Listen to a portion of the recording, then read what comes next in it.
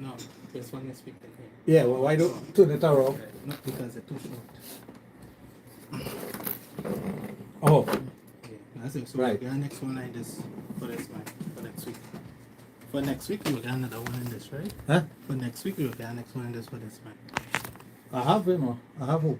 Yep, alright, cool. Right. I have upstairs too. Alright. Yes, I'm here. Are you hearing me? Loud and clear? Better this time? Good. We just set up a new system here. Could I get the angel to talk? Hi, good evening, everyone. I love it. Yes, we have a new system all set. I brought on a device just for this, so hopefully we'll have better connection and better programs. Innovation. So how have you been, my friend? You know, the usual pleasantries and everything else that goes with it. You enjoyed the cricket by chance? You're looking at it? You wouldn't even ask me which. You wouldn't ask me which one. Well, the West Indies are heartbreakers, but I'm talking about the one that's taking place in the US. The MLC. Yes, I looked at it last night. I've been looking at it, getting some excitement from that because you can't wait for West Indies. You'll die if you're waiting on West Indies. Win dies. Yes. But you know I love my cricket, so I still look at it. They used to win these. Yes, so today we have a bumper program because I have the angel here. She have a lot of questions. We a little more level on my microphone. You need a little height on it. Better. Testing 1 2 3. Testing 1 2 3. You say you need a little more from me. Am I too far from my microphone? I don't want to be far. Testing. Better? Okay, I think I know why. You need me a little closer here. Okay? How is that? Good. Right. On the ball. Excellent. Good. I have a technical guy here, so he's trying to get everything done the way it's supposed to be done, which is good. No echo, eh? We don't want any echo. Good. All right. So last week we were discussing intimacy and whatnot and all the things that go with it, and we had so many questions that were being asked, not on that topic but on other things. And this week I just want to continue with that because there are so many issues that I'm seeing from clients. Like, you know, sometimes person will tell you that they're married, but the relationship is not going the way they want it to go.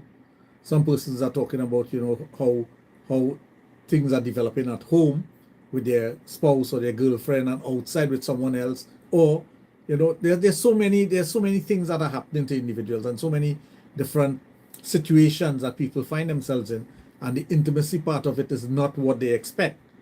You see, expectation in life and what is reality is two different things, and that's something a lot of times we think that if we do things in a particular way, it's always going to end up in our favor.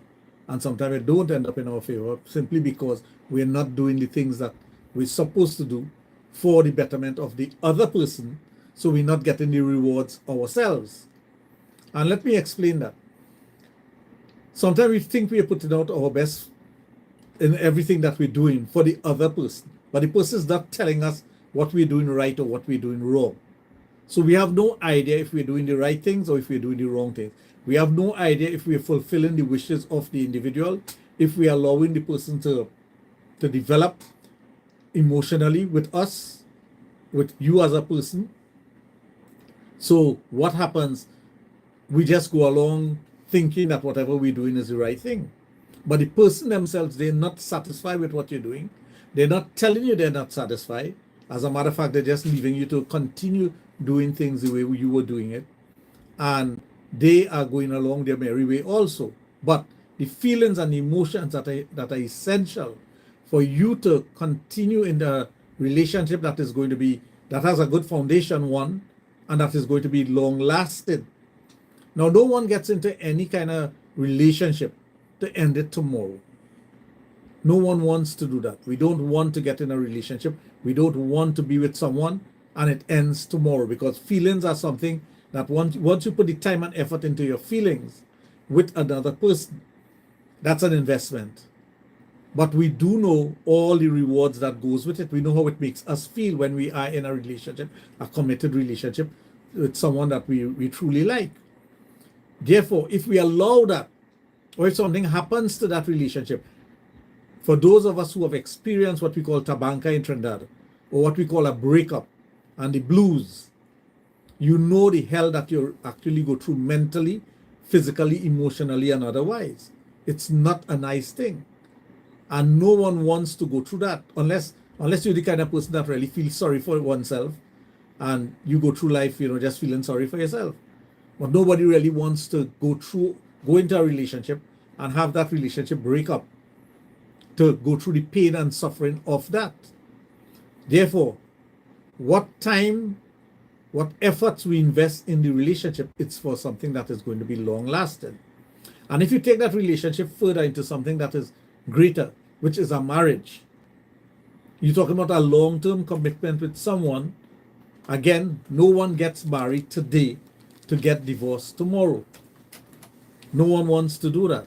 We get married, and when you get married, you want that relationship to build and grow. Right. Back live. My apologies. We're trying to reconnect to the studio.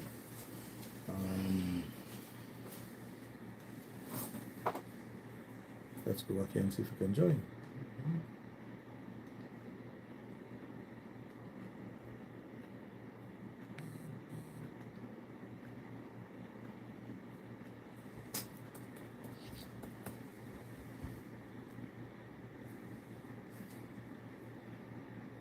No, what? Generally things, internet given problem. The entire internet dropped. Because I was on YouTube on my iPhone.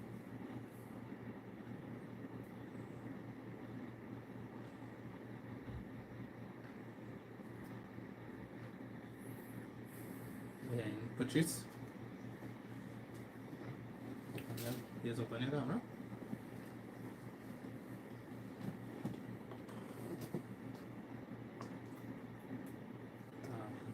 Yeah, and I apologize also, but it has to do with the service provider, because it just everything just dropped. Yes. So so getting back to the discussion that I was having, whatever you put into the relationship, you are doing that. You're putting that into the relationship so that you can get something out of the relationship that is going to be positive for you, that is going to make things better for you and your spouse. But of course, we all think about ourselves first and then the other party. So if you want to make sure that whatever you're putting into the relationship is the right ingredients, you must have that level of communication with your partner to find out, put it over there, to find out if the things that you're doing are the right things. If you lack that level of communication, and you allow that level of communication to drop as you go along in your relationship, eventually you're going to reach a point in the relationship where there is very little communication, and you're still thinking that you're doing the right things, or you're hoping that you're doing the right things to keep your relationship going and becoming stronger. But communication is the key. If you do not communicate with your partner, definitely things are going to go haywire, because you are not being guided by your partner. You need the guidance from your partner. Today, someone was telling me that they had such a situation with their relationship, and they were asking advice of others. But if you ask the advice of others who are not professional, first of all, who are emotionally involved with you as a friend or otherwise, you will not get the right answers for the things that you're doing or the things that you're asking, simply because the person will have a biased opinion, or the person will tell you something based on what they want out of you or what they want from you. So you have to be very careful about those things. You have to be careful about who you talk to about your relationship, what information you're sharing with that person, because that person could take that very same information that you are sharing and use it against you. And this is something that happens a lot of times in relationship. persons, they confide in someone, not knowing the true nature of that friendship that they have with the person, not knowing what the person likes and dislikes are, and they allow the person to tell them things, give their opinions and advice, and they think it's the right advice, but the advice is given with ulterior motives. That's why when a person encounters such a situation with your spouse or your girlfriend, boyfriend, whoever it may be, it's good to go to someone who doesn't have a vested interest in either party. It's always good to talk to someone who will be there to understand and listen to both parties and give an unbiased opinion as to what's taking place and what can be done to fix things. But many of us want the free advice of our friends, but it may not be the best advice from the friend, and I'm putting friend in quotation marks, because you don't know the true nature of that friend. Someone who is a professional, maybe someone in the clergy, someone who is a religious leader, someone who is an elder in wherever, and you believe and trust that person, or someone that is qualified in that area of expertise to talk to understand, and maybe they understand you differently from your friends, because what you portray to your friends is not what you going to talk to this person about, because he doesn't have a bias based, he or she doesn't have a bias based on their interaction with you. They're simply listening to what is taking place from both parties, of course, and being able to give you an opinion based on what is presented to them. So sometimes that's the best thing to do. But the important factor here is what you put into that relationship and how much of the effort that you put into that relationship that will give you the rewards that you are seeking from the relationship. And what are the rewards? Simple. You want longevity. Longevity in terms of you want this relationship not to end in a short period of time, but to go on. We get into a relationship, we're married to someone, and as the years goes by, you become more and more comfortable with the person. Of course, we all have our negativities. Everyone has a negative part about them, things that they do that will irritate the other person.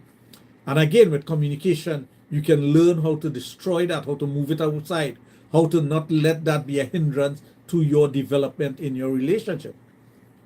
And once you have invested that time and effort, that's why it's very difficult that if you get out of a relationship, let's say after 10 years, and I'm just using that as a marker, it's very difficult to go and start a relationship and expect that that person, the new person you're starting the relationship with, to act and behave positively towards you immediately, because you don't have that track record with the person, and the person is still trying to understand you and get to know you.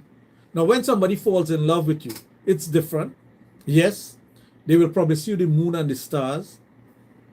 They will try their best to make things work based on the love and feelings that they have for you. And again, that is absolutely great. But if your true nature comes out and the person realizes that, hey, I really don't like this about this person. This is something that irritates me. This is something that is not making me feel good about myself. Eventually, that is going to put a damper on your relationship as you move forward. So do not expect that when you get out of a relationship, however long it may be, and you go into a new relationship, it's going to start off from where you left off. It's not with the same person. It's not going to start off where you left off, because again, the relationship was based on something different with the other person. With the new person, it's a new thing. It's something new. And the person's personality, behavior, and traits are different from the other person. So it's very wrong when somebody starts comparing one person with the other person. That's a wrong thing to do. They may have the same look, they may come from the same religion, they may come from the same background, but it does not make one person equal to the other person. So if you start comparing one person to the other person, and your expectation is based on the comparison of what you were getting from person A as opposed to person B, you're going to end up being disappointed. That comparison should not be made. And a lot of times, we subconsciously make that comparison, and we don't teach ourselves to say, here what? Get out of that thought, get out of that pattern of thinking that this person is going to be like that person. And that's important to understand. So moving forward with the relationship, whatever relationship you may have, that effort that you put into it is going to bring you rewards. But you know, one of the best rewards that I've found is if you put in that effort to make the other person happy. Now, true happiness comes from within. No one really don't make you happy. They provide the environment and the things that you can use, the tools that you can use to be happy. So once you are putting out the effort to provide the environment and the things that are needed for that person to be happy, that person must be thankful for receiving that and use that to propel themselves into happiness. So you're using those tools to make yourself happy. And vice versa. Whatever your partner is putting out for you in whatever way, some of it may not be to your liking fully, but it is sufficient based on what the person is doing. You can use those things to make yourself happy and to give you that happiness that you need. And once both parties are happy, the relationship is much better. And again, as you develop and go along with your relationship, the relationship gets stronger and stronger. The bond between you and your partner becomes unbreakable. And you know for a fact that no matter what you may say to one another in anger or whatever, it's going to be forgiven and you're going to move on. But that does not give you the license to say things that are going to be hurtful all the time. Yes, we do get angry. Yes, we do find ourselves in situations where sometimes you explode, but you have to check. You have to check back and say, should I be this way with the person that I love? Should I really put all that negative energy out there? Is it going to benefit me in the long run? And once you start looking at the benefit of whatever you're doing in the long run with the person, you'll start checking whatever you're doing. Now, of course, we know of abuse and whatnot. Excuse me. If someone is abusive towards another person, and the abuse is much greater than the love that you show, there is no way that person is going to develop love for you. Once you have the majority of whatever you put in out, and that majority could be 51%, is abuse and negativity, no matter what you do in the positive aspect of it, once it's 49%, it's not going to overcome the 51%. And I'm using this percentage so you understand what I'm saying. So if at times, the majority of the times you are abusive towards your partner in whatever way, your thought, words, and deeds, your action towards the individual now is not going to see you in a positive light. So when you have situations where persons are in a home and there are a lot of negativities in that home, eventually that person is going to find a way. They already have the reason, but they're going to find a way to leave you or to move away from you. There are many instances where persons remain in a relationship strictly because of finances, because of the children, because of investment and other things, but there's no love in the relationship. And when that person who is not getting the love as he or she deserves reach that breaking point, that person gone, and they're gone for good. They're not going to come back in.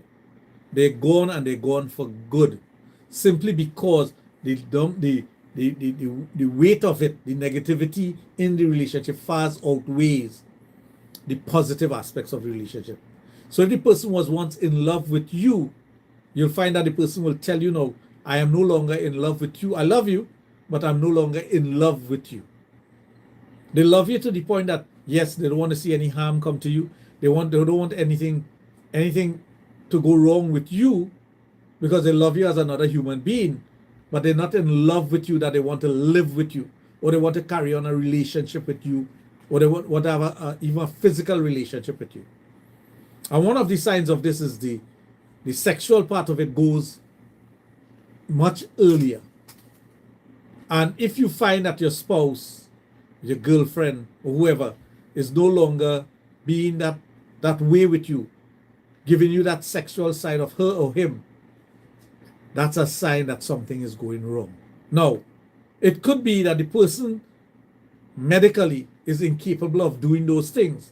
But if you understand that, and if that is true, then there's ways to overcome that, and you could still be in love with one another. And I know of many patients that I have where the wife is bedridden or the husband is bedridden, but because one party loves the other party, and the love is still there, but the physical side of it is no longer there. There's no longer a way that the person could get the sex that they need from the relationship. They still stick with the individual because they love the individual and they care for the individual and they'll do anything for the individual. But if that person part ways with you from the bedroom and they no longer have a desire, you're still capable, or that person is still capable of having sex, but is no longer interested in having sex with you, that's a red flag. And a lot of times we have that red flag in our relationship, but we don't pay attention to it. And we use flimsy excuses. Even with ourselves, if you find that you're incapable of getting that level of libido, drive, that sex drive and whatever, you will start pulling away from your partner. But that's not an indication that you no longer love your partner. That is telling you that something is wrong sexually with you.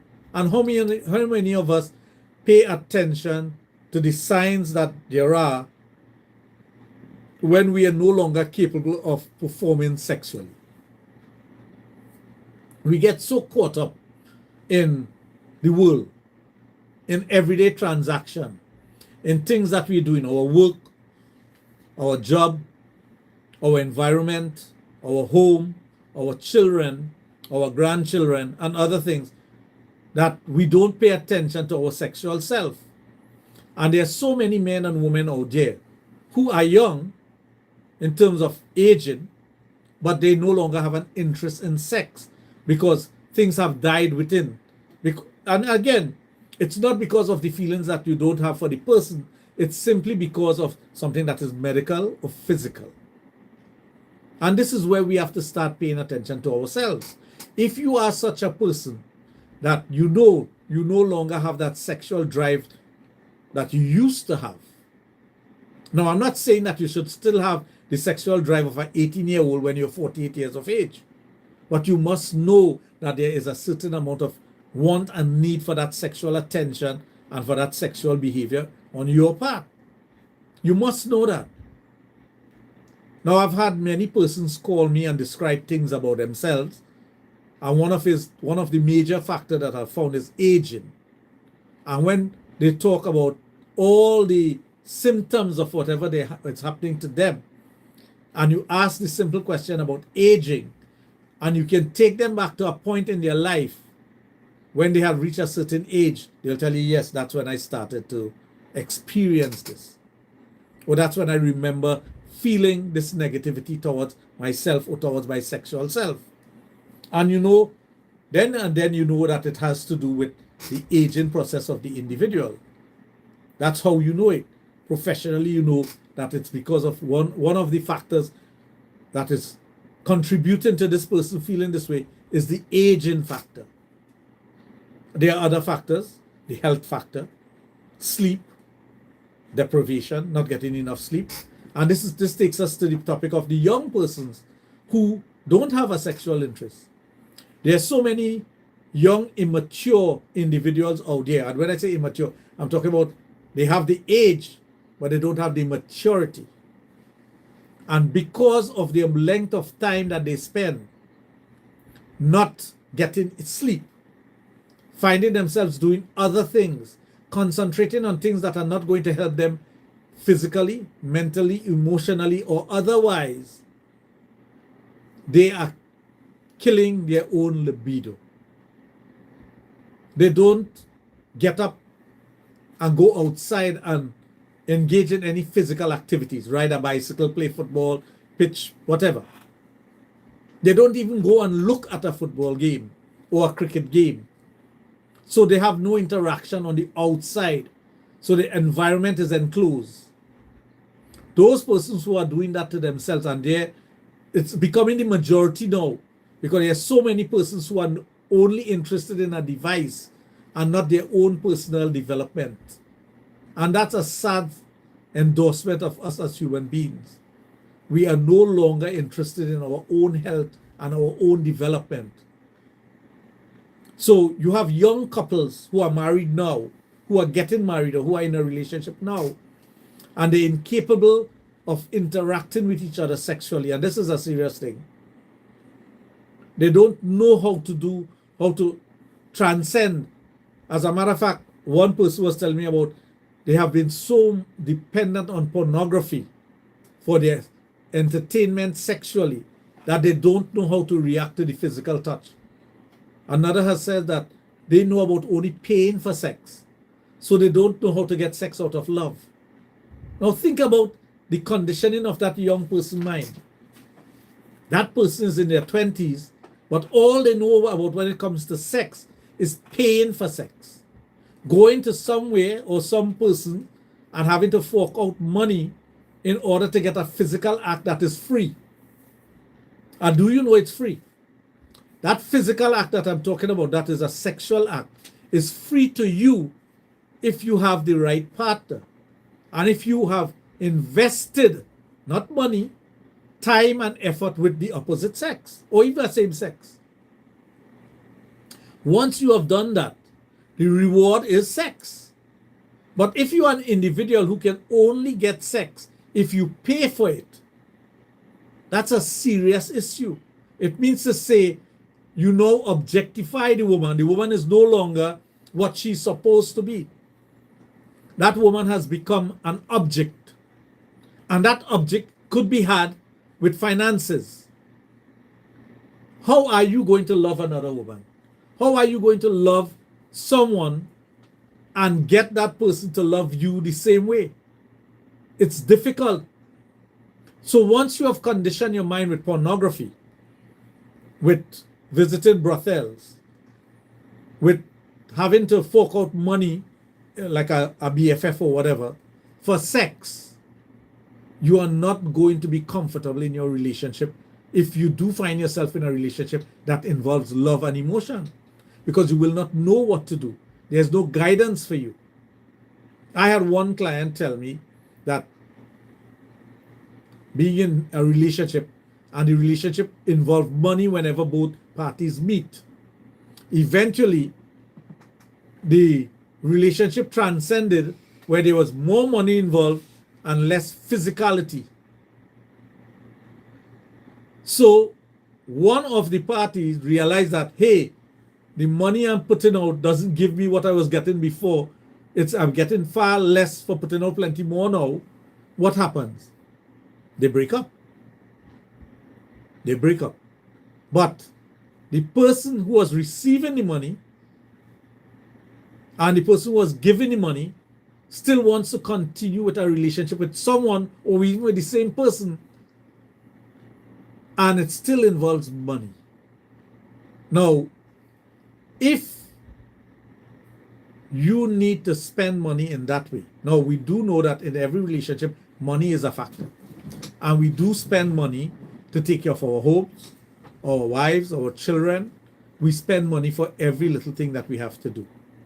But spending money on someone strictly for a short period of time that involves a physical interaction is not the right way to go. It cannot be the right way to go.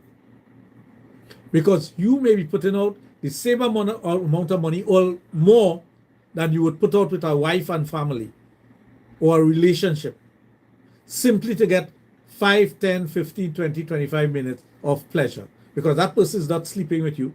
that person is going back to their home or going back to their spouse. That person doesn't have the true feelings for you because they're not going to do the things that a spouse will do for you. So you don't know the true meaning of love. So any relationship that is based on finances cannot work out. It can work, but it won't work out. Because for in time the finances are right and you are able to provide whatever is needed to be provided for that finances, all well and good. And I'm not talking only about men putting out money. There are women out there who put out money also. There are women out there who are sugar mamas, who are in a relationship strictly for the physical part of it, and they're putting out all the finances for it. So it's not only a man thing. So some women might be rejoicing and saying, man, real stupid, eh? But it's not only men. It might be the majority who is doing it are men, and that might it is.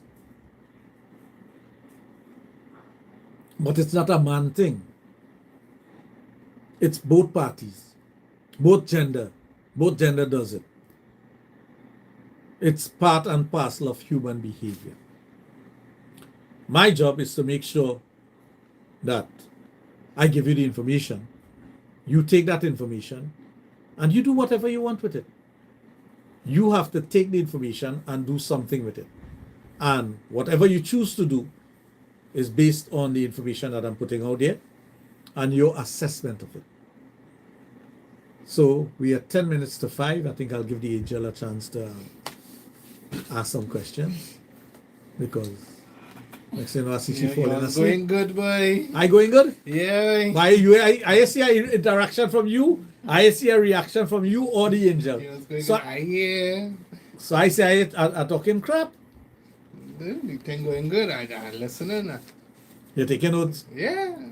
So that lady who forking out all that money for you, what are you going to do now? You share a little more time? Yeah, she can continue. So let me hear you. Okay, so the first question is, what should you do if your partner starts to feel dull or repetitive in the relationship? Again, essentially, communication is a key. Ask the question, why is this happening? And if it's something happening because of a medical condition or physical condition of the person, aging being one of them, you'll start to understand and you'll try to find a solution. There are many women who call me and tell me about their husband, and some of them will tell you, my husband is coming to see you. I said, well, there's no way I can help. There's no way I can help. If things are becoming dull in your relationship, that's the first step. And after that, seek professional help. Not help from a person who is not a profession or who is going to just give you a pill and say, try this. A pill is not the solution for those things. You have to identify that there's a problem first. Yes, and work out whatever the solution is. Okay. The second question is it normal that a person is straight but gets turned on by girl on girl or boy on boy action? Anything that is sexual can turn you on. You can see two animals having sex and that will turn you on. It doesn't mean to say that's what you want to do. So it is normal for a human being to look at any sexual situation and see something that arouses them, but it does not mean to say that is their sexuality. And a great point is you are super straight, but you see two women kissing in a movie and it turns you on. It's not a sexual thing, but two women just kissing in a movie and it turns you on. But then you're telling yourself, well, I'm against people who are gay. How come this is turning me on? Your reaction to something is much different from your feeling towards it.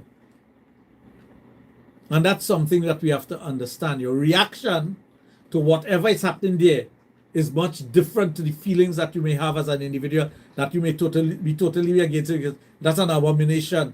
Whether it be religiously or otherwise, you don't want to hear about that. But suddenly you see it in a movie, you see it in a TV show, and it turns you on. And you're questioning why. Next. How do you build trust and comfort in a relationship? Very interesting question. Trust. Well, trust is the foundation of a relationship.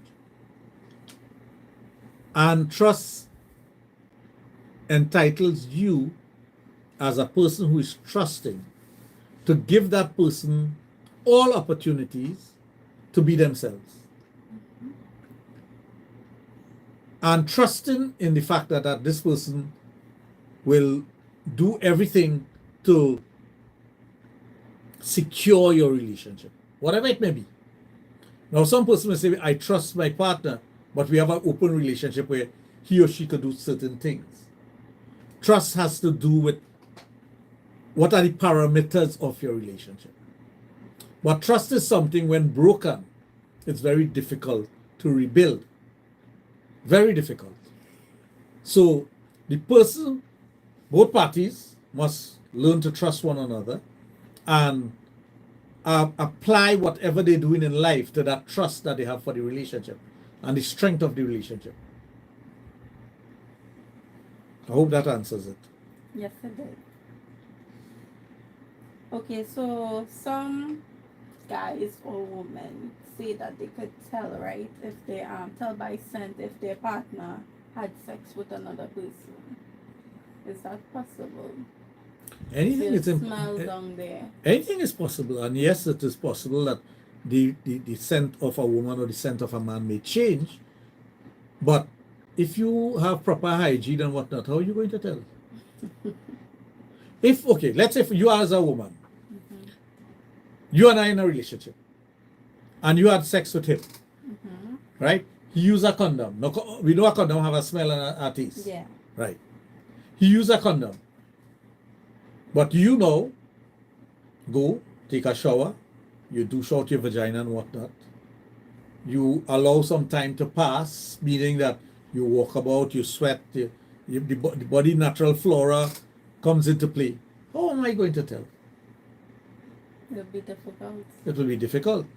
If he ejaculates inside of you, and again, you flush out your vagina with water, how are you going to tell if you go through all those things? The only way you can tell is if that person does not employ personal hygiene, which is washing off, cleaning out, douching and whatnot. Then you'll be able to tell that, hey, something is different here.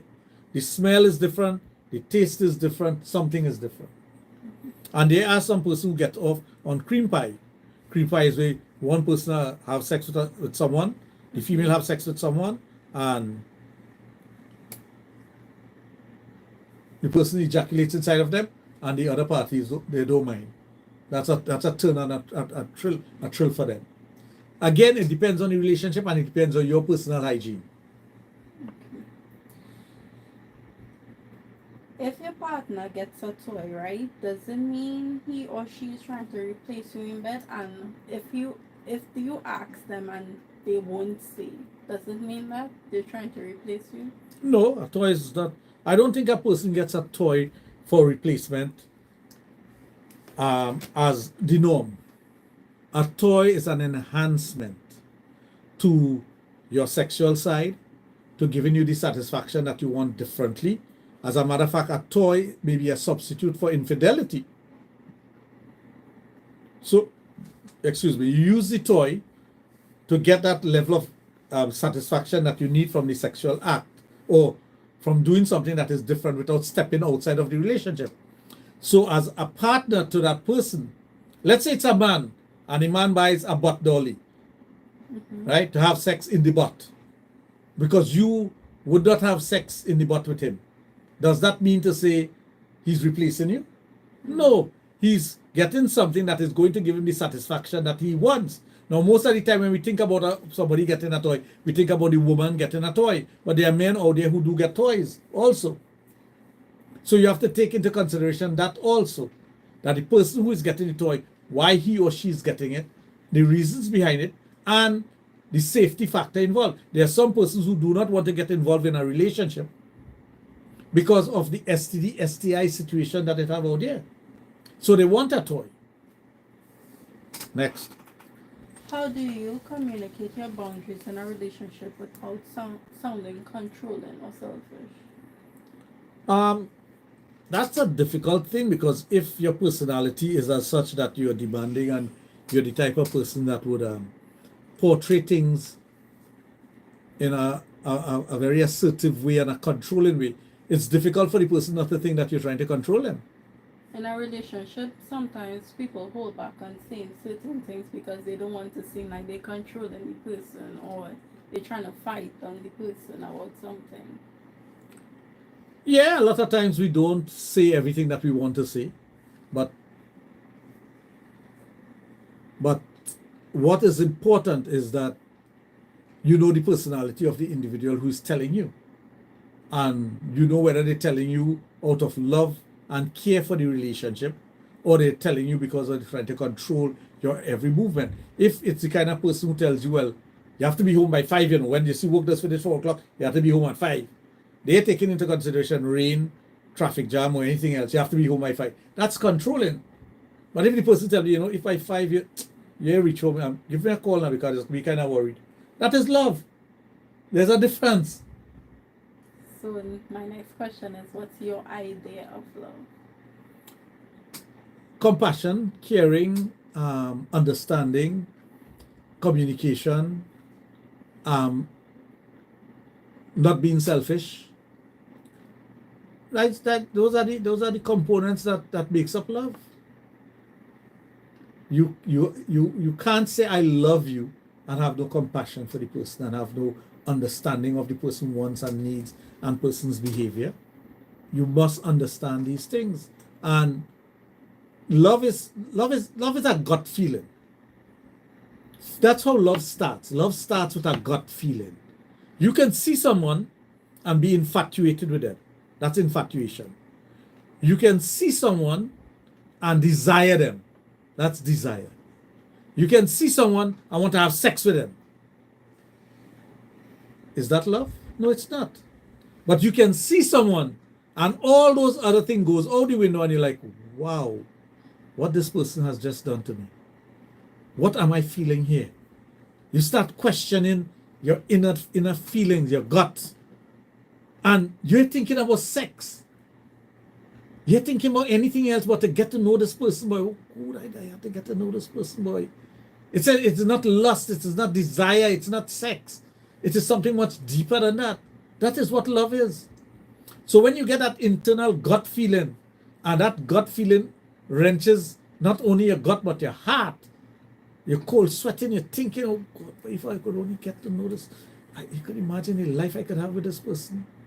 That is you in the beginning of a love. But you could feel that way about someone and the person doesn't feel that way about you.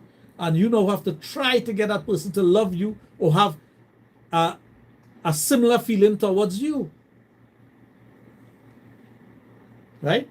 And that similar feeling, again, it will not be 50-50. Because that person could grow to love you more than you love them. And that is also possible. Again, it's the investment that you put in the relationship. Because if it was a physical thing, as soon as I have sex with you, I no longer love you. And ask anyone who have that infatuation with someone or that sexual yearning for the person. After the sex, you care about the person. You get bored? No, you get bored. You don't care for the person because it was never based on love.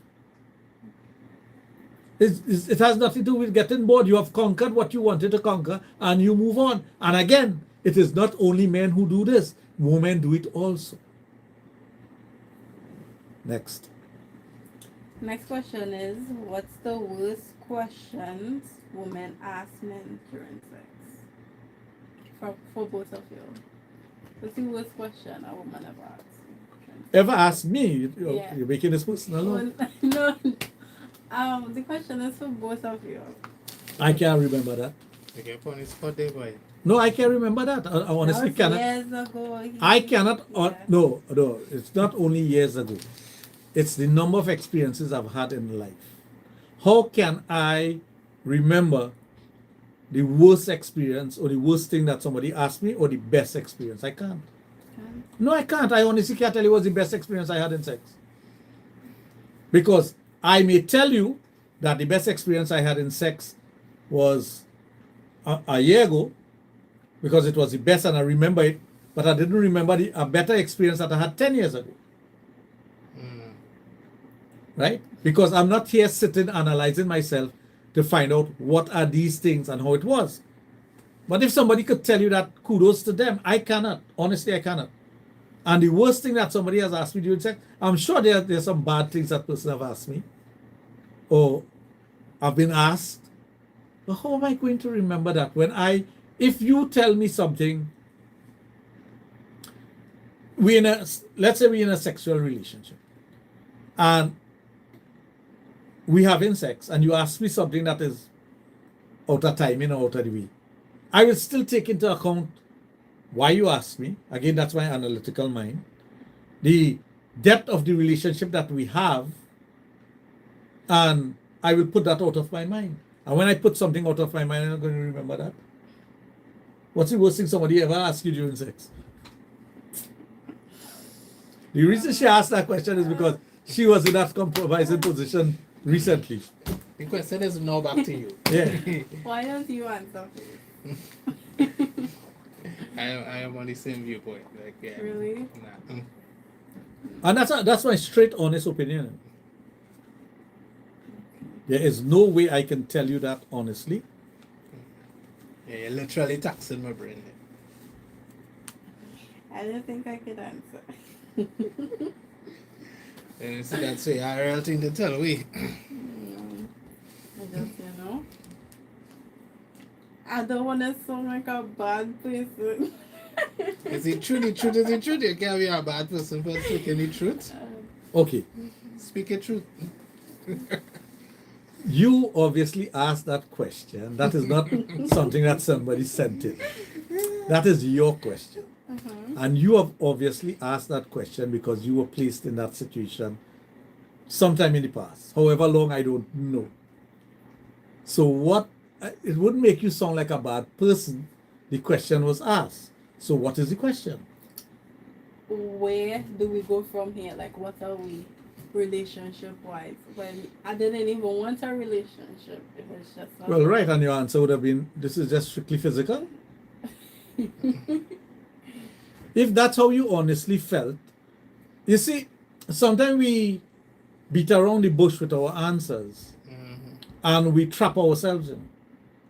For example, the person who had asked you that question, whenever they had asked it, I don't want to know your business. At that time, that person may have had deep feelings for you, but you may not have had deep feelings for the person. And you know it was strictly a physical thing. So in your honesty, if you had told the person that, they wouldn't be, thinking, I wonder if she loved me as much as I love she. But that is why the person asked you the question. No, sometimes you let a person know where you stand, you let them know your boundaries, and they still want to push for something. Well, right, but you have already laid it that you do not want what they want from the relationship. So even if they're pushing, you can always fall back on the point that, hey, I do not want the kind of relationship that you want. So understand that, please. Shut it down from early. So there's no compromise. If you're, and you could even tell the person, well, if my feelings change, I will let you know. But for now, it's not going to change. So please stop pushing it in that direction. That is where the honesty in a relationship comes about. It's better you tell that person that now, so they have it in their head. So when eventually it's going to break up, because it is going to break up, it had broken up, I don't know. The impact would be less on the person. As opposed to the person, you fooling the person and say, yeah, man, whatever you want, I want too. And then 3 months down the line, you have your pancho on your way, you're gone. What? You see, for answering the question that way, you'll continue and tell me more. What is it? I don't waste people's time. Well, right. So if you told the person that. So did you tell the person that? I told the person that it was sad, They try to, be like, let's give it time, But I didn't want to give anything. So my initial action was to just pick up and leave. Well, right. Because you were being honest. How does that make you a bad person? How does honesty make a person bad? You tell your truth. You spoke the truth. So it does not make you a bad person. A person might say, well, you're uncaring. But if you had lied to the person, it would be much worse later on. I mean, it's hard for anybody to hear that, you know what? It's better with honesty. Next question. What's the best position to have an intense orgasm for a man or woman? What's the best position for an intense orgasm? Asking for you or for a friend? Asking for the listeners, okay? The best position is whatever position you find most stimulating. Some men do not like to ejaculate when they're on their back. Some men like to be on top thrusting because that's the most powerful position for them. Some men like to lie on their back and thrusting upwards and ejaculate. Some men like to lie on top, the woman doing all the work, and then they ejaculate. So it all depends on what gives you the maximum amount of stimulation mentally and physically for you to achieve that orgasm. And with every individual, it's different. Some women will tell you they cannot have an orgasm unless it's oral sex. So there's no position other than your face between the legs. Or 69. As a matter of fact, some men will tell you they prefer getting an ejaculation from a blowjob as opposed to sex. Again, it depends on the person. Okay. And this next question is a special question because I'm curious as well, right? Special question. Yeah, but this time is she asking the question? Let me hear that special question. Okay. So, what's with the coming on the face fantasy for men? What's with that? Like Coming on the face, Yes. fantasy for men. The money shot. money. What is the money shot? Explain. I want to understand that. Yeah. Let's go down your knees and Oh, you mean bukkake? yeah. You know, you say coming on the face. And I think about a woman coming on a man's face, you know. No. Oh, you talk about bukkake? Yeah. I don't know. That was never my cup of tea. Does that make your men feel powerful or dominant? I think so. I think that is one of the It is a things. dominance thing. I think so, but that is not my cup of tea. I don't think I have. I think I maybe done that once or twice in my life, but I can't even remember because it never did anything for me. Well, the lady had to be open to having that done to she. Not all women like that. Okay. That's some women straight up there. No, I hear now done. My eyes not done. I know. Faster swallow it than take it on the face. Well, I don't think I've. If I'm making this about me, I don't think I was. Even if I was with somebody who liked that, Mm-hmm. I may have done it to satisfy their liking, but not as far as I am concerned, because that does nothing for me in terms of dominance. Or, I'm trying to remember because you're pushing me back years into Taxing your brain, you're man. taxing my brain today. But maybe at a time, the excitement of it, you would have done it and say yes. And after that, it was, what do you, that ain't no big deal. I don't know. I really honest. You asking me questions to answer there about myself that I really can't answer. It's just curious question. Yeah, but do you know my age? Right? No. I understand that's true. Do you know my age? Mm-hmm. Do you know how much years of experience I have? Many decades. Decades. Are you interested in having it done to you? Do you like that, Tati? Yes, I do. Come on, Okay. you love. And how do you feel? No. How do you feel when that is done to you? Well, I'm very submissive, so. Okay. Yes. All right. That Yeah. answers. So you're kneeling down now? And the next question is. Now, I'm glad you brought up that, you know. You see this thing about a woman being submissive. Mhm. A lot of men don't understand that whole thing about submissiveness. And I'll explain something to you here, and it might resonate with you.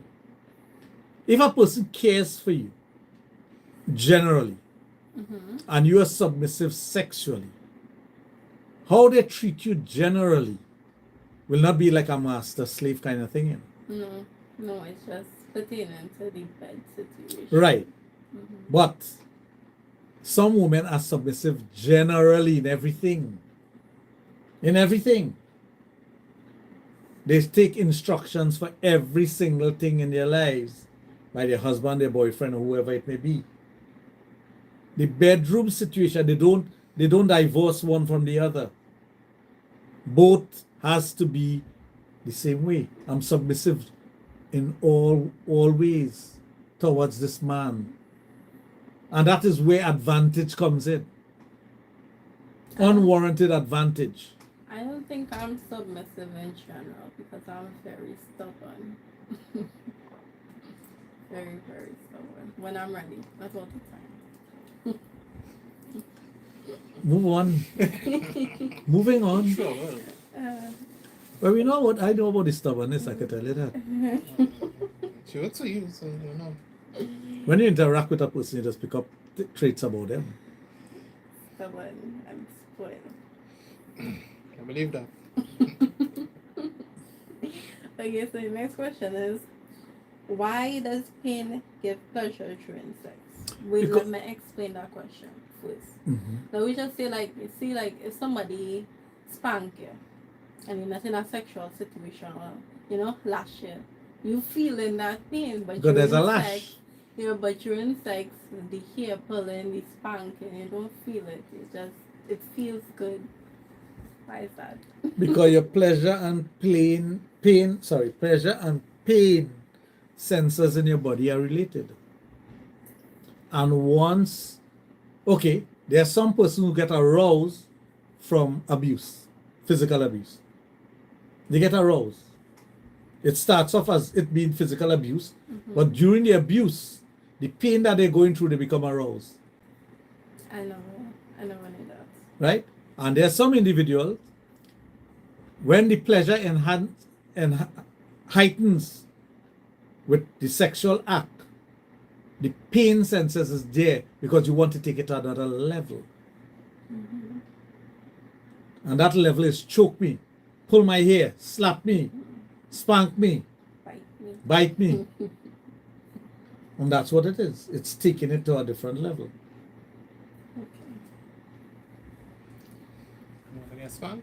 No? Hmm? You want to get spun? Hey, the kind of personal question she asking, you just take notes now, man.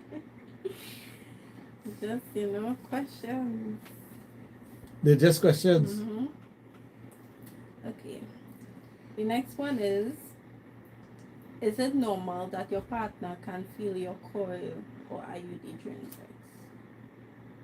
Feel your what? Actually, I got this question from a friend. Could feel your what? Coil or IUD. Oh, yeah, of course. Is it normal? It depends on the depth of remember, the depth of a vagina is about 3.5 inches average. If the woman is not properly aroused, after the woman is aroused, it expands, I think, 200 times or something. I can't remember the figure, 20 times or whatever. But if the person is not fully aroused, you are going to feel it. It's going to, if your penis is 5 inches and the depth of your vagina is 4 inches, obviously you're going to bong something. Can that cause any damages? Yeah, to both the male and the female, of course. That's why arousal is an important thing for a woman. When a woman is properly aroused, her body opens up like a flower. Her vagina is more accepting. There is lubrication that is there for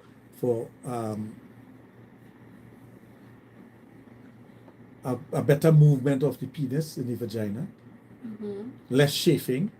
So arousal is important. So the men hear that they need to improve on foreplay. Foreplay, loving, whatever it takes to arouse your partner, that is important. Put the effort into arousal and you're going to be rewarded with great sex. If you don't put the effort into arousal, you're going to end up with a lot of painful sex. do you get out of your own head during sex? Like if you're thinking about all other things other than sex while having sex, how do you get out of your head? Thinking about everything except sex. The question I have to ask that person is why? Is the sex boring? Is the sex not satisfactory for you? Are you into your partner or not? Because if you are into your partner, you're not supposed to be all over the place with your head. If you are enjoying what is taking place, you will get your mind focused on whatever is taking place. It's an indication if your mind is all over the place when you're having sex that you're not really into whatever is taking place. You're not into the person, or you're not into the act, or both of them. Okay. So you may need to fool yourself into thinking, or recondition yourself into thinking about something that is sexual. You may need to focus on whatever is happening at the moment and try your best not for your mind not to stray. Because once you allow your mind to stray, it's going to become, you're just lying there thinking about what? A rocket going to the moon, and when you're going to land on the moon while you're having sex? Come on. You're supposed to be focused on what's happening at the moment. Okay, how can you have better sex if you have vulvodynia? How to pronounce that properly? Vulvodynia. Vulvodynia. Okay.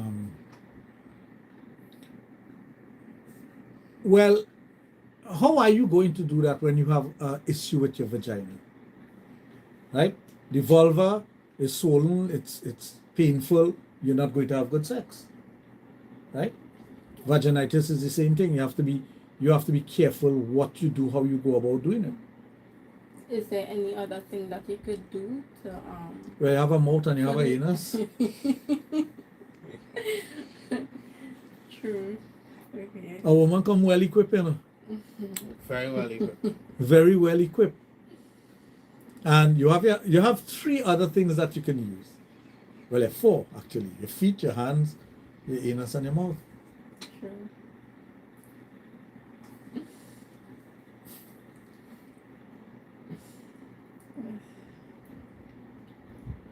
If you have chronic pelvic pain and sex hurts, what can you do to make the experience better? First of all, you got to find out the root cause of your chronic pelvic pain. What is causing it? Do you have a problem with your hip? Is it a nervous disorder? Is it dryness of the vagina? What is causing it? And once you, polycystic ovaries, for example, have that treated before you engage in the sexual aspect of it. And have a partner who understands that, hey, down there is not right. Let's fix it first. It's like you have a nice car in your garage. You want to drive the car because you want to get the comfort of the car. You want everybody to see you driving this nice car. Right? But the engine have a problem. Are you going to go and drive the car and damage it further? Or are you going to fix it and then drive it? Well, it's the same thing with the woman. If a woman tells you she have pain in that region, now chronic means to say far gone, and you did not take care of the initial stages of it.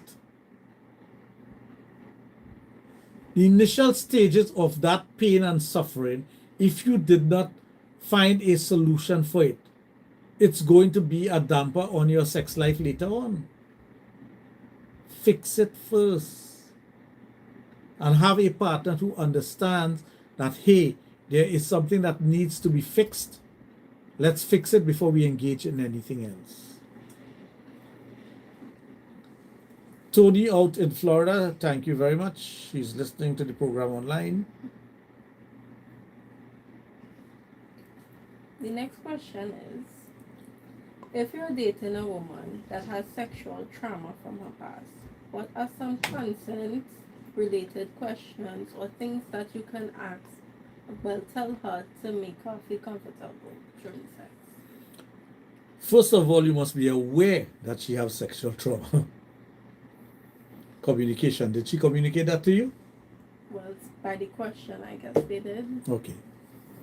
If a person tells you of the sexual trauma that they have gone through, it is your duty now to appease that person, to make sure you don't take them down that road where they experience a flashback of whatever trauma they went through. You have to be careful of the things that you're saying and doing until the person becomes so comfortable with you that they can open up much more as to what aspect of that sexual trauma is affecting their mind and their body. So you now become like a professional dealing with that individual. You must have a lot of empathy for the person. You must have a lot of understanding of what that person has been through. And you must be willing to curb your sexual appetite in order for the person not to relive the trauma. You must tread carefully. But as you're treading carefully, you must let the person understand that you're doing this for them. And in return, you expect that they will try to get over that trauma, with your help, of course, so that things could be better for both of you. Okay. With asking like little questions like, is this good? Are you okay? Would that help? Like, Well, not throughout whatever you're doing. You must learn to read the person's body. Because it's the worst thing you can do is have sex with somebody and say, you all right? You feeling good? I hurting you? Come on, that is not sex.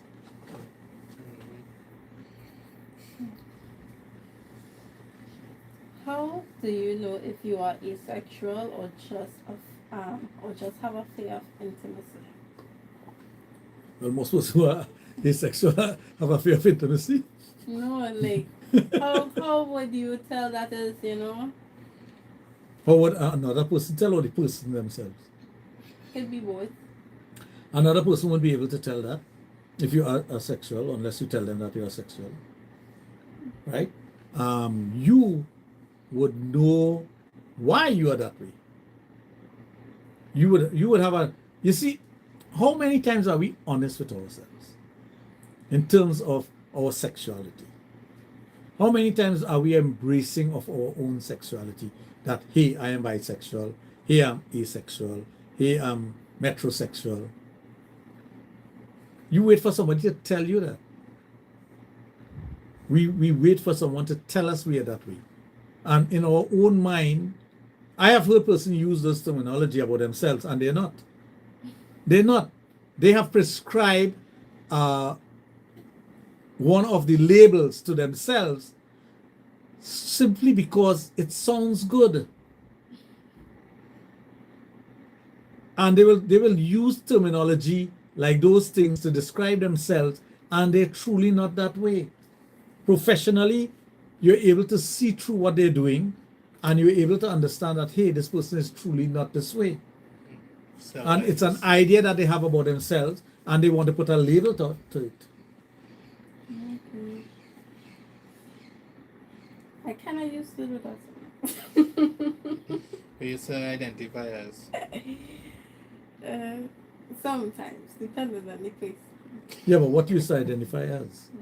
I would identify like as a lesbian, depending on who approach me. Well, you did that for your protection. Or to women that I like, Yeah. Wait. What if... And Wait. if a guy, okay, let me explain. If a To guy, women that you like, wait. To women that you like, you are identified as a lesbian. Did you ever get through? well, it just ended in like little flirtatious talks and thing, Nothing ever really. Was it beneficial to you? Yeah. Well, right. Kind of boosted confidence of it. And if you were given the opportunity to go further with it, would you have gone? Possibly. All right. Possibly. But as for men, you see, if men approach you and you're not interested, but you don't want to, maybe person feel bad or anything. Just, tell them that, I don't like men, so that they wouldn't feel offended, they wouldn't have a reason, because some men can't handle rejection, so you do that. But I'm in so confused. Yeah, How it when has you tell some them men that. that would, like, I told a guy that already, and he told me, oh, he could change my mind, he could turn me. It's just man. Well, that's a line that most men would use. He just want a job. But But I know a lot of young ladies who use that as a protection. I That honestly I am- identify with one other thing, but I find that to be true of myself. So what you identify as right now? No, what is the one other thing? Sapiosexual, meaning that I'm attracted with people intelligent people. Like once you talk to me and I realize, okay, you have your head on, you have a good mindset, I am sometimes attracted to that. But she attracted to me at all. So she's first of all, she a lesbian. Yeah, every sexual. No, not every.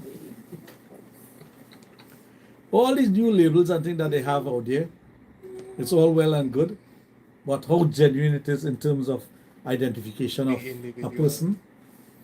I think a lot of times people try to grab onto one of them and say this is who I am and that is who I am and whatnot. And it's like it's the whole issue with gender. What gender do you identify with? Am I this gender? Am I that gender? Am I another gender? What am I? Who am I? I don't even And it's just know pure confusion. how many genders are there. I'm not sure. Well, according to the Indian Hindu script, there are 3 genders, 3 genders. That's right? male, female, trans. Or No, not trans is trans, no. Male, female, and neither male nor female. Oh, okay. They're the only country that recognizes that. Literally recognizes that. Germany, I think, recently, maybe over the last 5 years, started to recognize it based on that. But in Hindu scriptures, they have that. Mm. There's this thing where you could identify as objects as well, which But like don't total quite- dotishness. Like you could identify as As a desk, I and identify those type as of a things, tree. and a baby. You could identify as a baby. Apparently, I was reading this article where this man in America, he basically identified as a baby, so he doesn't have to pay taxes or bills or nonsense like that. And people are like supporting this man, GoFundMe's and all time Uncle Sam identify as he wants his money. you feel he will get away from not paying tax to Uncle Sam? He and who? Boy? Uncle Sam identify that he's trying to do tax evasion. Yeah. Here comes the IRS. Uncle Sam, when Uncle Sam done with he. There's so much. What can I say? Again, to each his own. If you want to identify as a lump of doo-doo on the side of the road, go ahead by all means. But be treated like that. If you want to be identified like that, you must also identify with all the things that goes with it. And you cannot step out of that bounds.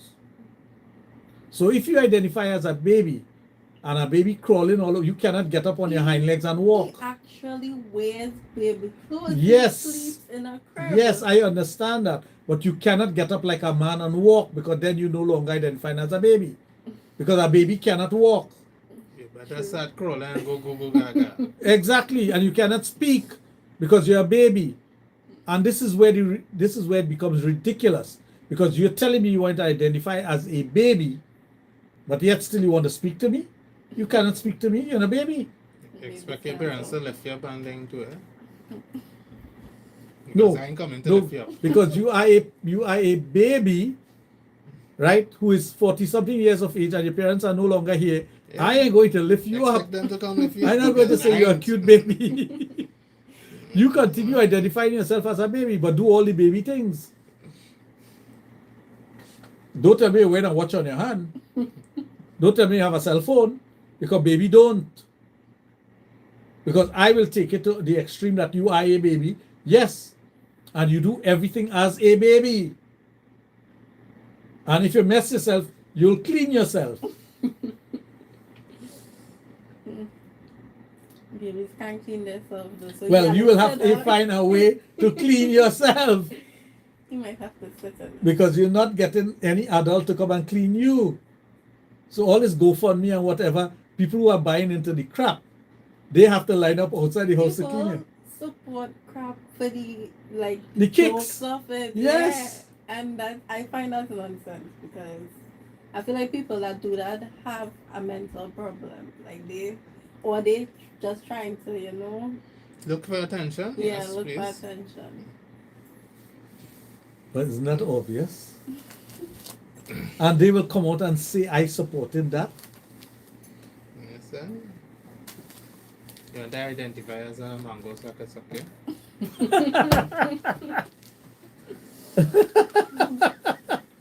Yeah, but when they suck me out, there's no hole left. Because when I suck a mango, mister, you can't get a drop of juice out of that. Mango is one of my favorite fruit. When I'm done with you, the seed does be white. So what fruit you going to identify as after that? A dead fruit. Identify as a mango seed, so plant and grow a whole tree. I just think that human beings have reached a point in our evolution where we just don't know what to That's do like again. where people was buying into the nonsense where men could actually have children. There were plenty articles on it, and they were buying into the nonsense. I have had somebody come and argue that with me, that men could have children. And I was like, okay, where's the plumbing for that? God in his infinite and his or her infinite wisdom did not give me the plumbing for that. How is it possible a man could get pregnant? Then they will pull out an article and show you a woman who was transformed into a man that got pregnant, but she still have her ovaries and whatnot, and saying, look, this man got pregnant. Yes, that is a woman who got pregnant. It cannot be a man who got pregnant. There's I believe it's had a story where this transgender man, well, I wouldn't say man, transgender woman. Transgender person. Can be a woman. Person, okay. They got locked up, and what they did was, because he was transgender, they had to put him in the women's prison. And then, a couple months after, The woman got pregnant. Yes. So how could you be identified? But again, your gender is identifiable. So the authorities have to be either stupid. What they did is they didn't want to get in trouble for it. You know how the LGBTQ community could come down hard on people. So they just put him where he's supposed to be because his passport and everything was changed to a woman. So they had no choice but legally he is a woman. Legally. What about the two gay guys who got married in an African country, and the president jailed them and said, well, when one of you get pregnant, we'll let you out. Make it make sense. I do not support foolishness. I do not support foolishness. I understand sexual behavior. I understand why people do certain things and how they go about it and whatnot. But I do not support foolishness. Because it makes me as a understanding human being with a certain level of intelligence into a dotish person if I support dotishness. And that's how I see it. Because why would I support something that just does not make logical sense for me? You have a penis and it's working, you are not a woman. Don't tell me, if you want to identify with being a woman, take it off. If you are true transgender and you identify as a woman, take off your penis. Go all the way. Do reconstructive surgery. And it's done. So you can't tell me it's not done. So if I'm putting you with a woman, we're going to make sure you cannot impregnate anyone. If someone does surgery like that, right? It's just a curious question. Is it reversible? No. I don't think it would be, but if they were to be penetrated, would it be like as normal as women? It cannot be. I don't know. It I just cannot asking if be. they would do A the woman surgery like that. vaginal passage cannot be reconstructed in a man to work as a woman's vaginal passage. You'll have a hollow tube there that you'll be having sex with. So you better go and buy A flashlight, a flashlight. you want to try it? It's better to use the exit. You want to try it? You want to try a sexual change and get a penis and know how it feels? You can keep all three of them. You have a penis, you live life like a man, but you don't have no more periods. I will take the thing.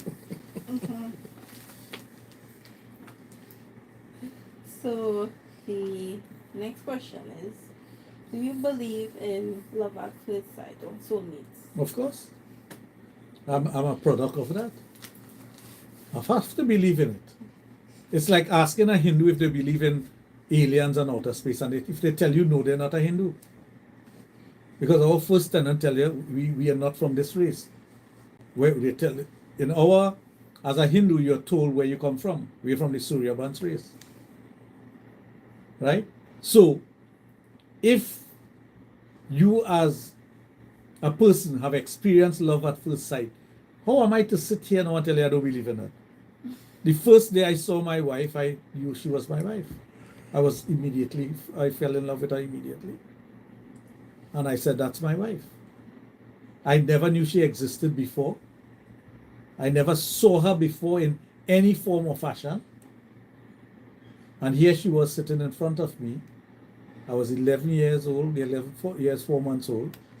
And I knew immediately I was in love, and that was my wife. So yes, I believe in love at first sight. What about you? Me? I mean, when I see fruit sanding, of course, I just know the tasty and lovely. So yeah, I do believe in love at first sight. So does that transcend to human beings? Yeah, females, yeah. I didn't ask if it male or female. And that's another thing. The level of love depends on the gender of the individual, doesn't it?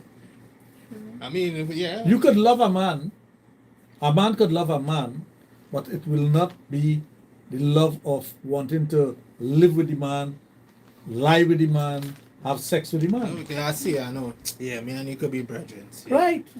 Yeah. I like your vibe, boy. Yeah, I like your vibe. Yeah. Time I see it now, but my blood didn't take you, boy, you know.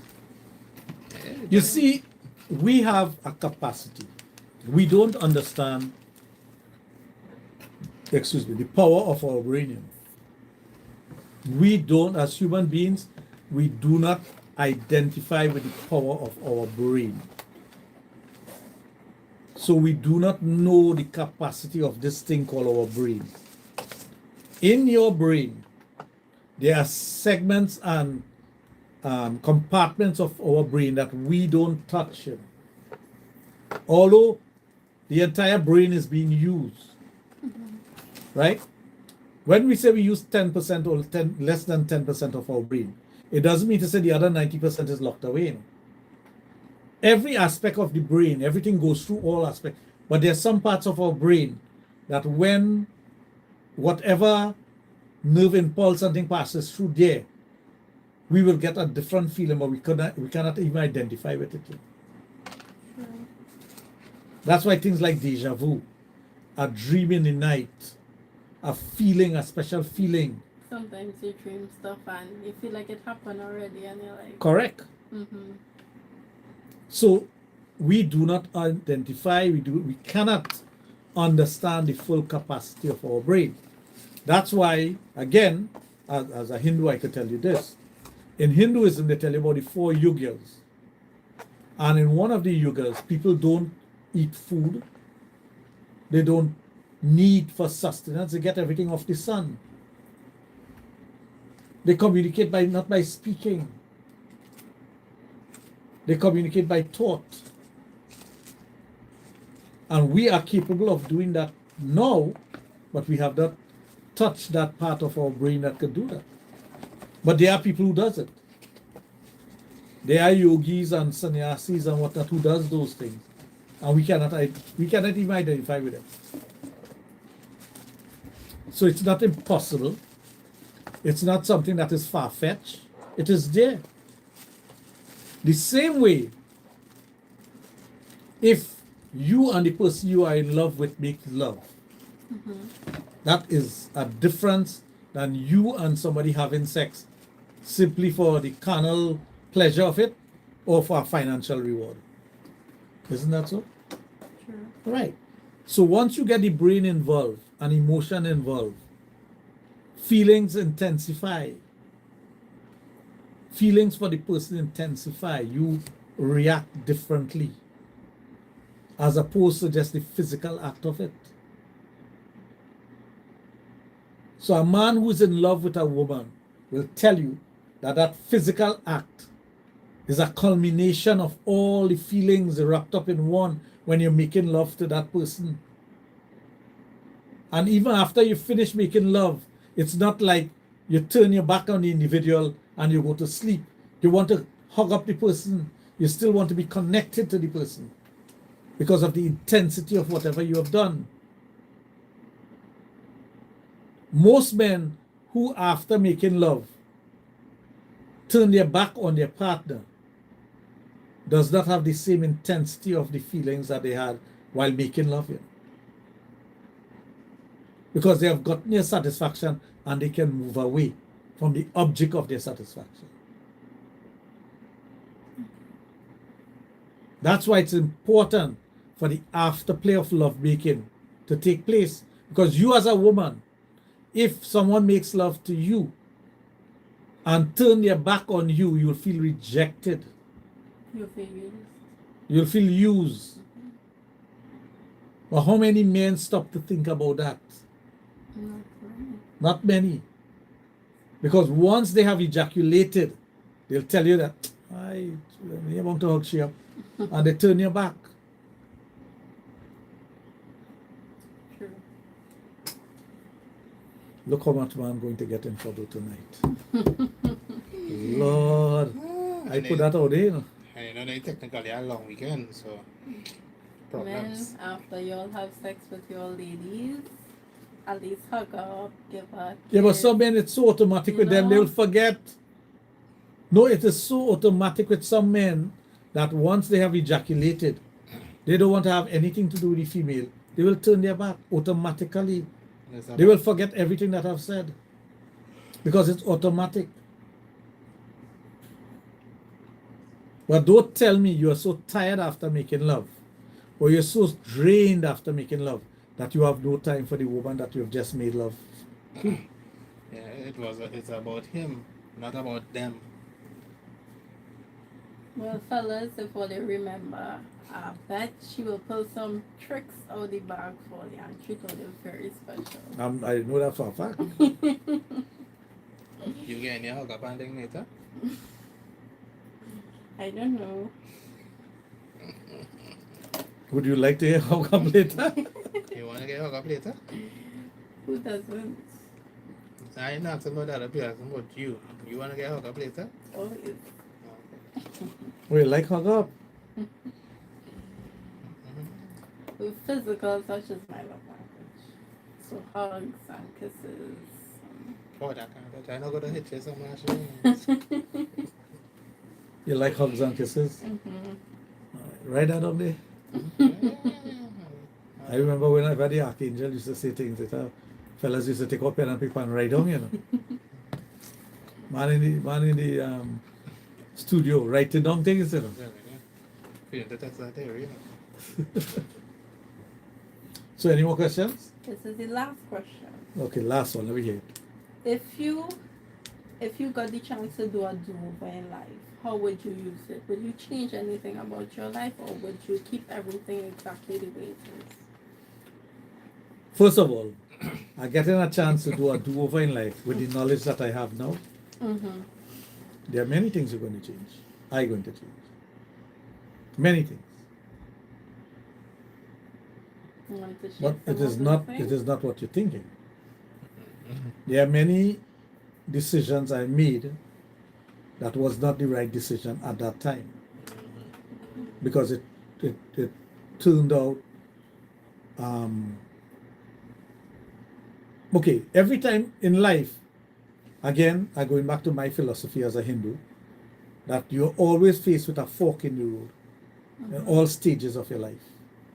And whether you choose to go to the right of that fork or the left of that fork will determine what happens in your life. I have no regrets in terms of my relationship, if that's what you're alluding to. No, not about that. Just But like if you're any talking about general, yeah. yes, there are many things I would change. Many things.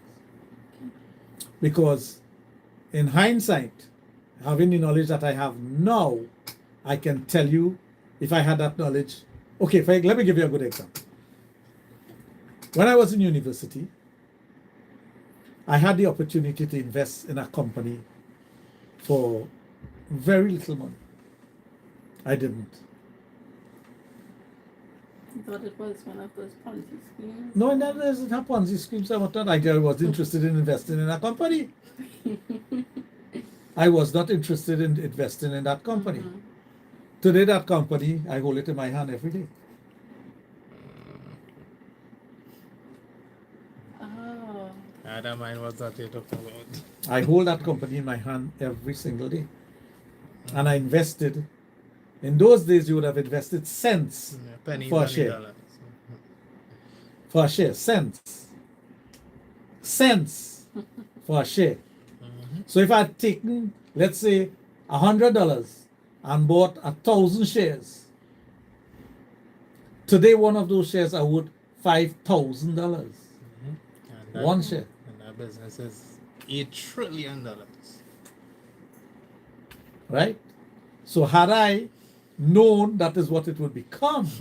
You would have invested then. Correct. So that's as far as that is concerned. And I had the opportunity to do it. I was given the opportunity. I wasn't interested. I just was not interested.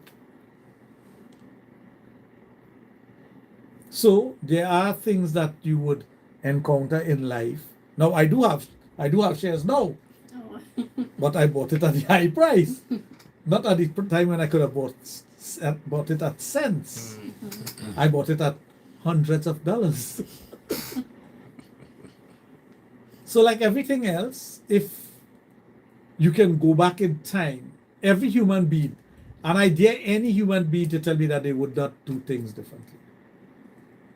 Every human being would do something differently, because given the knowledge that you have gained with aging, with living, with interacting with people, with relationship and everything else, you see, the beauty of life, you are young, you're in your 20s. You have not even started to live it. But you will tell yourself you have experience. Right? Believe me, if at the age of 20, I have the knowledge that I have today at 60, man. Be unstoppable. But it was never meant to be that way. Because sometimes somebody will walk into your life and give you an opportunity to do something. Let me don't talk about financials. Let's talk about something else. Profession. No, I wouldn't change my profession for anything in the world. I would not. But I'll tell you, my first venture into business as a profession, which was the gym and whatnot, and being a pioneer in that area, I think I would have still been involved and not walk away when I walked away. Because when I had lost the passion for it, there were circumstances that caused the loss. But like everything else, I was wallowing in my own sorrow based on what you see. You don't know what happened 33 years ago in Trinidad. What happened 33 years ago in Trinidad? I'm not sure exactly. And you just went through yesterday. Yesterday was the anniversary of the coup in Trinidad. Really? 33 years. Okay. And that destroyed Trinidad. Now, let's say, for example, I had the knowledge. No. Then, maybe 2 days before, I might have done a criminal act to make sure it never happened to Trinidad. No, I don't know. Because I love my country. And I may have done something to stop it. Because being the patriot that I am, I'm sure I would have found a way to do something to stop it. Because I know the destruction of the country that took place after that. The economy and the country. To this day, we're still paying the price of that. And people don't understand that. They don't understand that what took place in 70 and in 90 was two different things. They still equate 70 and 90 to be equal, but it's not. I lived through both. I lived through 70 and I lived through 90. But what happened in 90 to us changed our whole dynamics and perspective of life in Trinidad. And it destroyed us.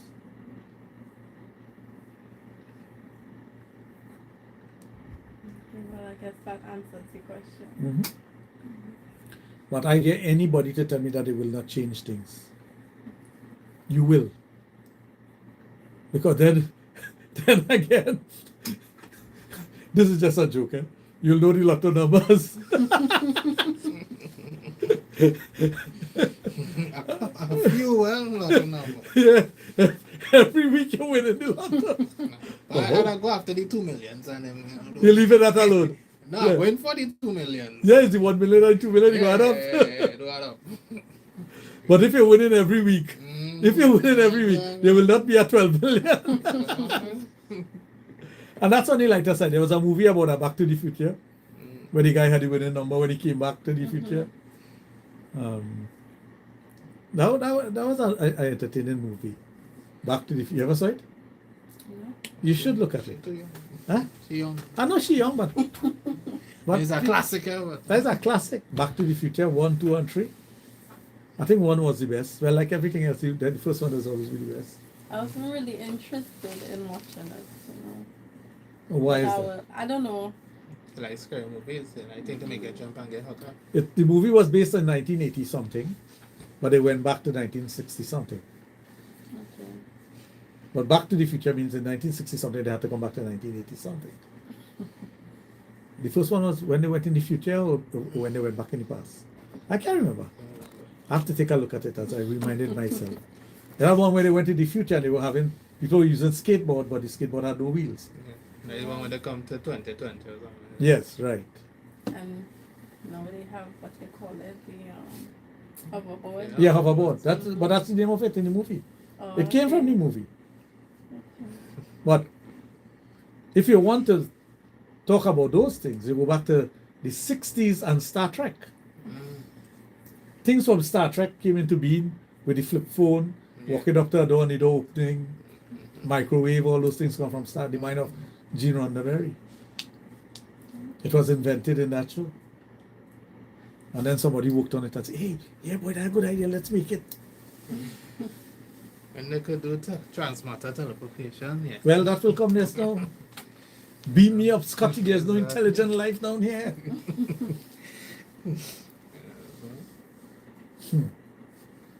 But why does Captain Kirk pee on the ceiling?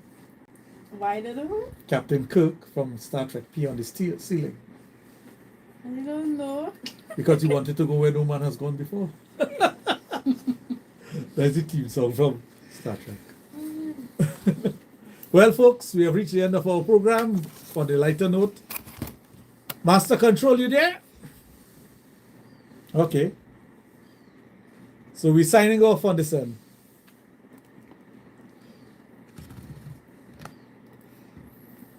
Yes, very naughty. She'll be spanked. Come past market.